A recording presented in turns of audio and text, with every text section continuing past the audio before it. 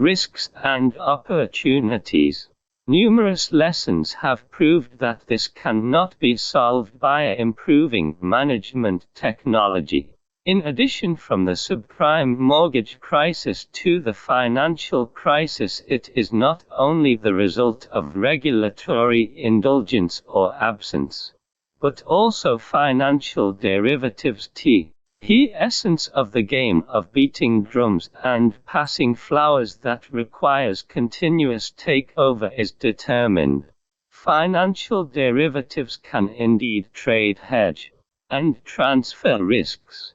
But whether it's futures and options, various credit default swaps, CDS, no matter how ingenious and complex the design, it can't change the fact of their zero-sum game. The problem with subprime loans is that in Europe and Asia, one is due to conservative traditional practices and the other is due to learning from mistakes. Except for a few institutions involved both domestically and internationally, the majority of transactions still occur between financial institutions in the United States. Once economic fundamentals such as real estate are reversed and transmitted to the financial market, and once there are no major players outside the financial system to pay, well, Wall Street can only digest them.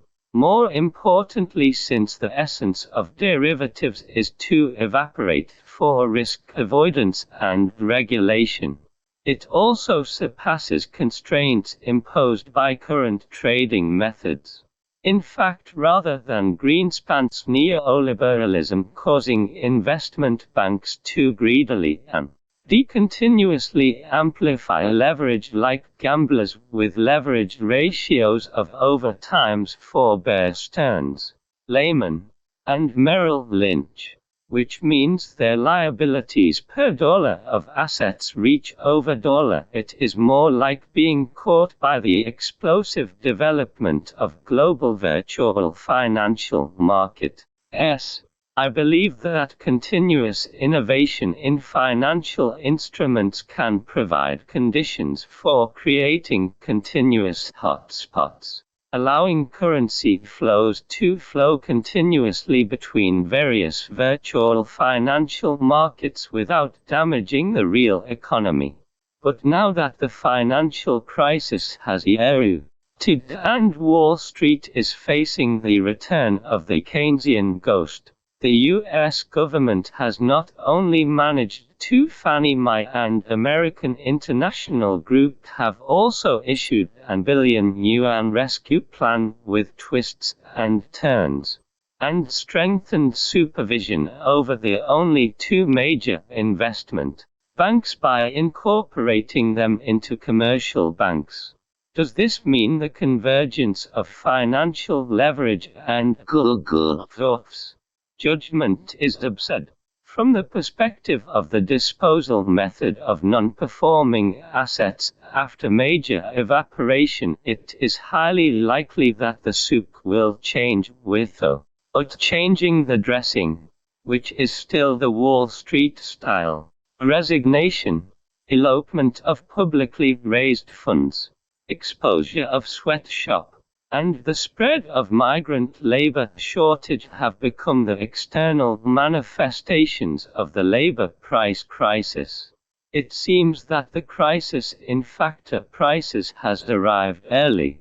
Coal, electricity, and the prices of resource goods such as oil, gas, water, land, and production factors such as labor are becoming increasingly uncontrollable, forcing prices to enter a second round of breakthroughs. On the one hand, China's production factors are already low, with industrial electricity prices only accounting for 4% of developed countries such as Japan and Italy, urban water prices only accounting for of international water prices. labor productivity equivalent 2% of the X, but wages only %. Globalization has inherent driving forces for domestic production factor prices to align. On the other hand, according to Citigroup's latest conservative estimate, the overall cost savings of industrial enterprises due to price distortions were approximately trillion yuan, accounting for nearly % of GDP. The cost of production factors is artificially suppressed. Not only does it not reflect the true cost, but also artificially overestimates profits.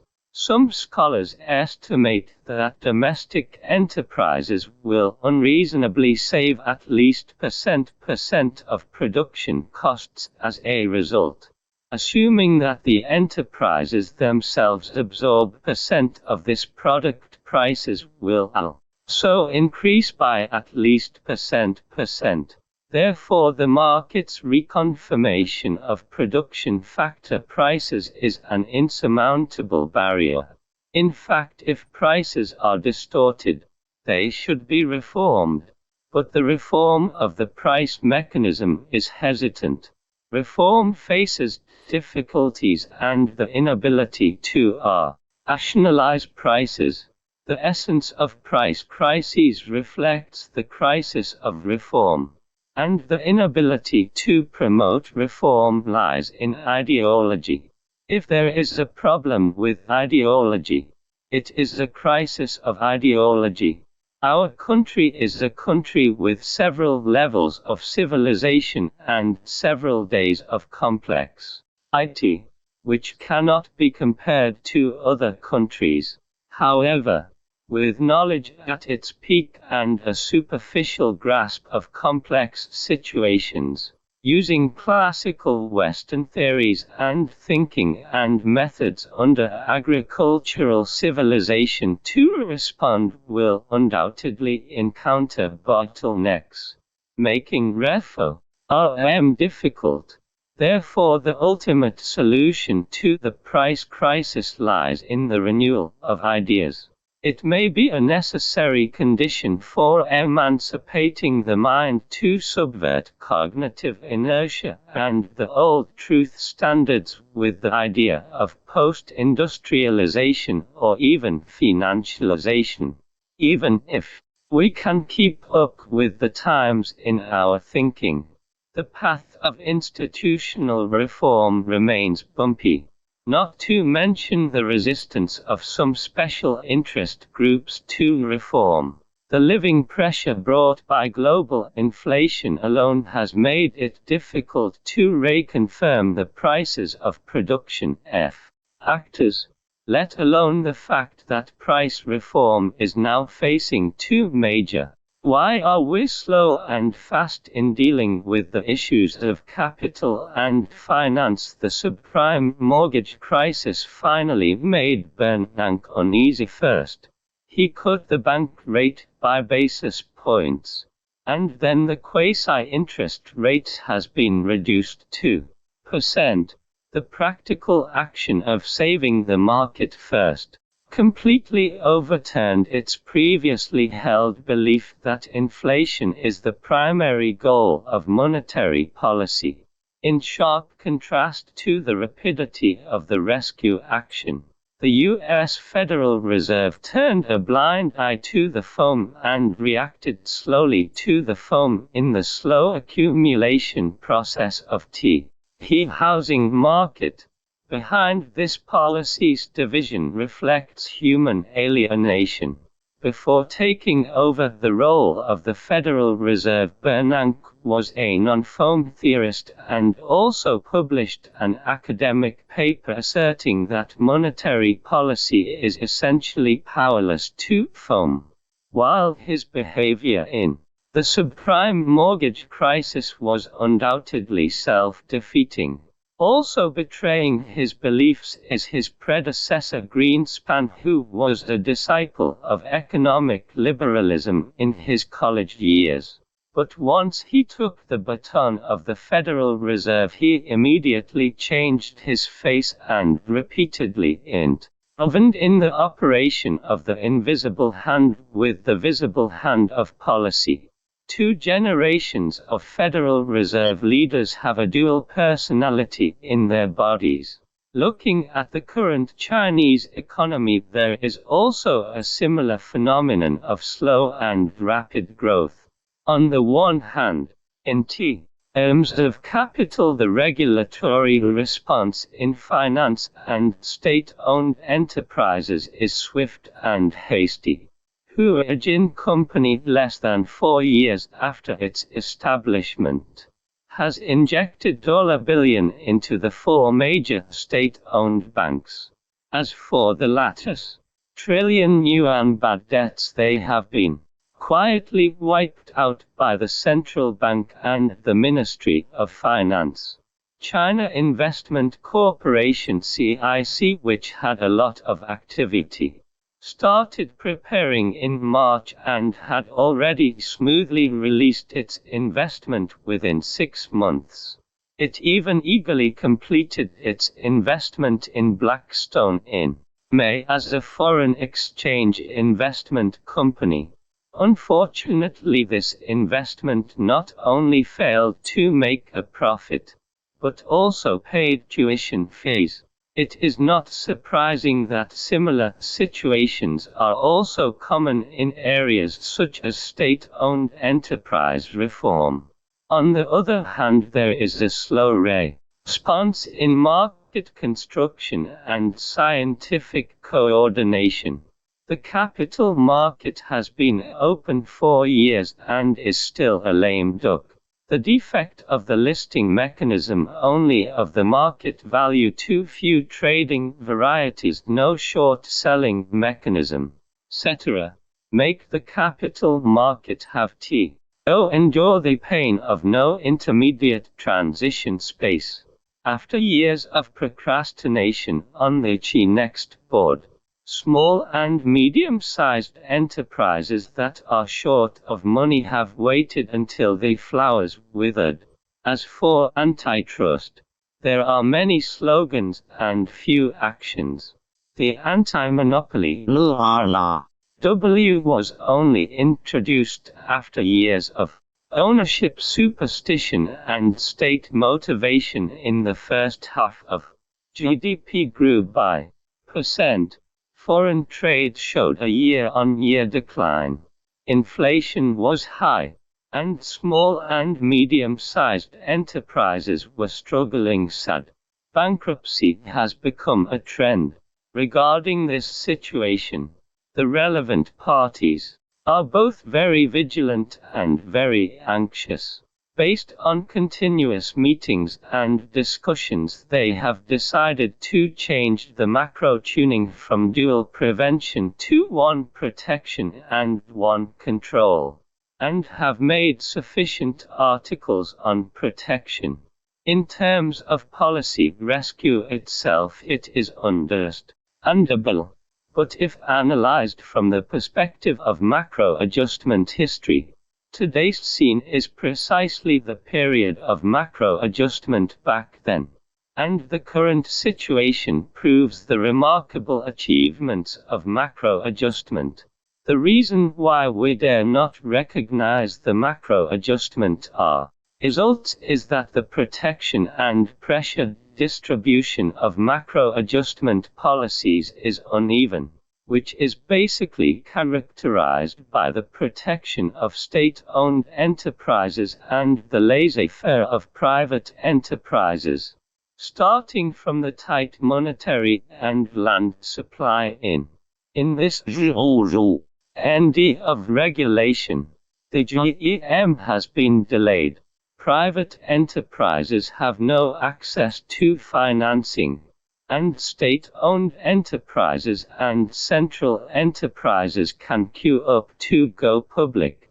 The vast number of low-end enterprises in the industrial upgrading have completely lost their protection, and Industrial enterprises take the opportunity to regain lost land and complete industry monopolies and market division, such as telecommunications.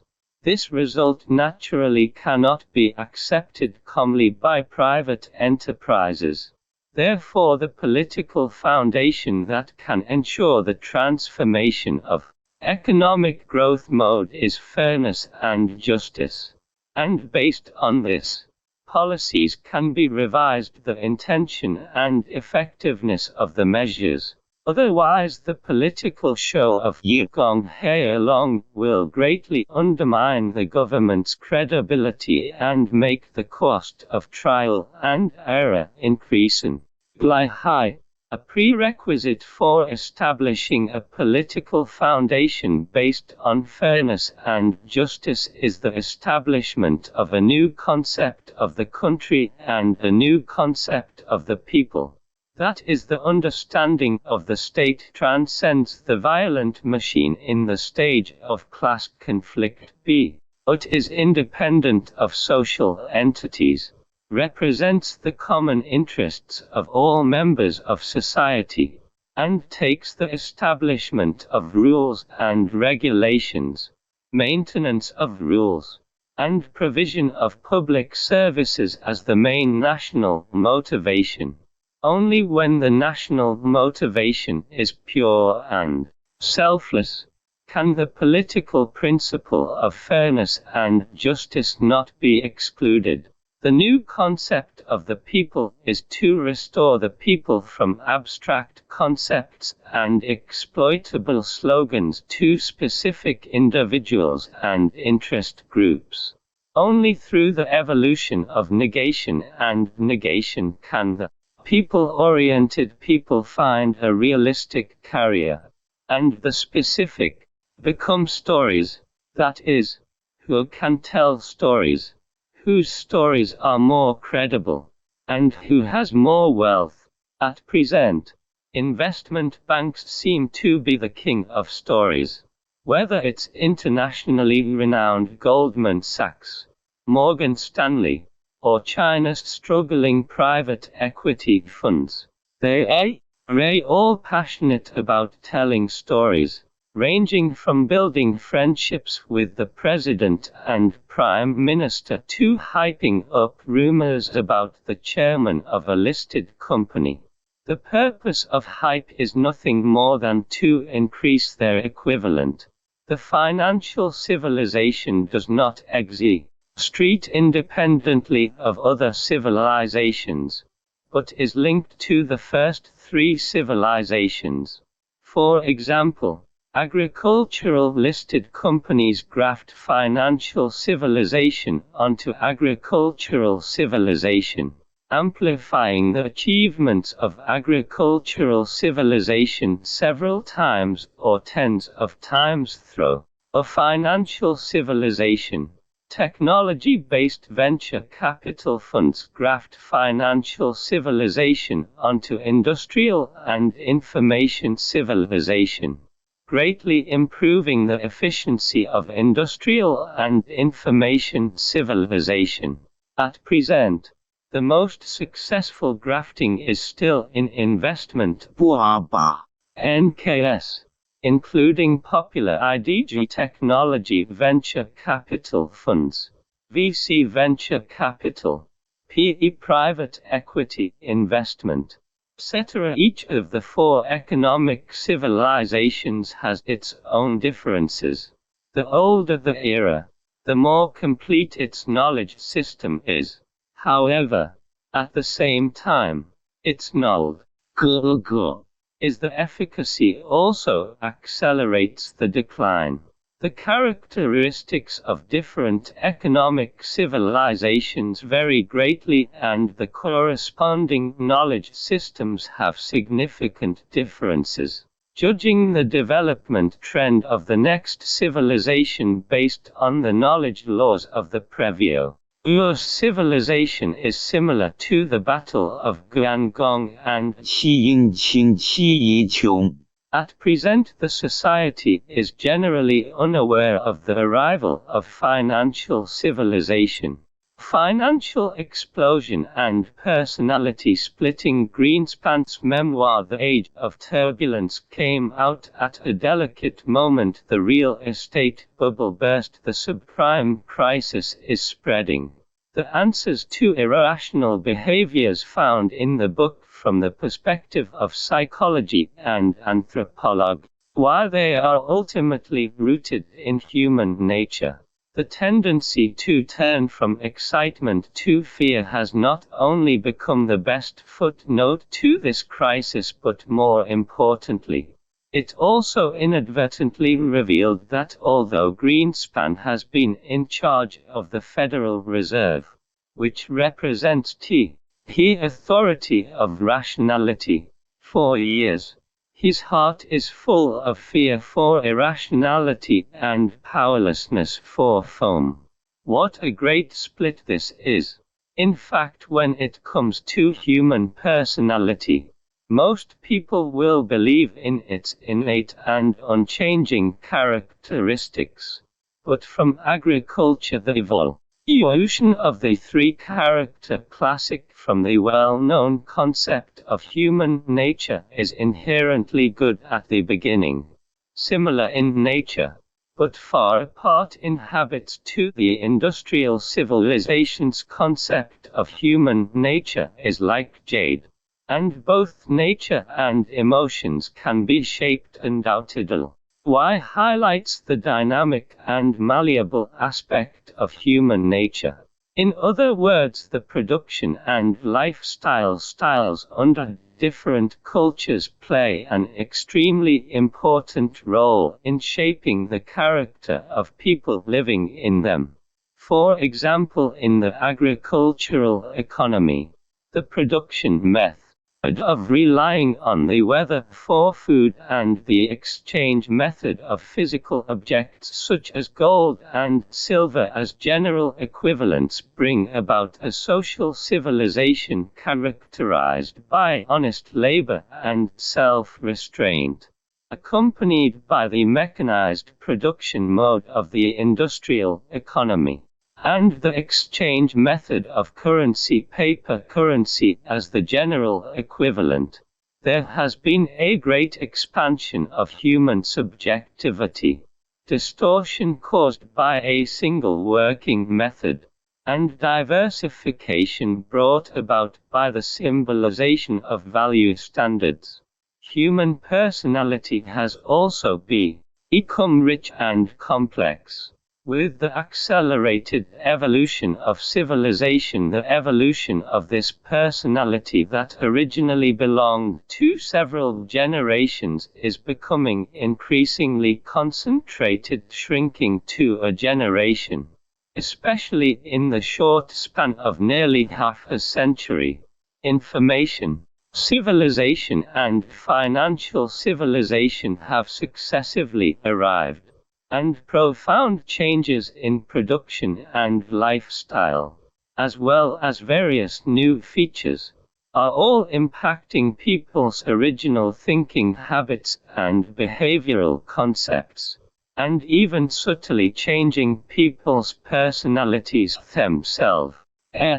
Firstly, a major characteristic of financial civilization is irrational prosperity. From the price-to-earnings ratio to the market dream ratio, which refers to don't focus on performance or value principles, just dream-like growth expectations. For example, the stock price of LMZ, which is mainly engaged in toothpaste, once soared to yuan, because its holding of about % shares of CITIC Securities gave people huge and is accustomed to using the laws of industrial civilization and information civilization to explain, study and judge financial problems. The development of the securities market according to geometric series conforms to the laws of financial civilization, but meets the logic of industrial civilization regulation and intervention according to the development of arithmetic progression, the so-called P/E ratio, securitization rate and valuation model in the inherent knowledge system have been repeatedly denied by the market, but they are still regarded as the 四无苏 being conservative towards traditional knowledge and unable to understand the arrival of a new civilization may result in schizophrenia. Integrating and responding to the four civilizations in a timely manner will lead to a winner-take-all in the market.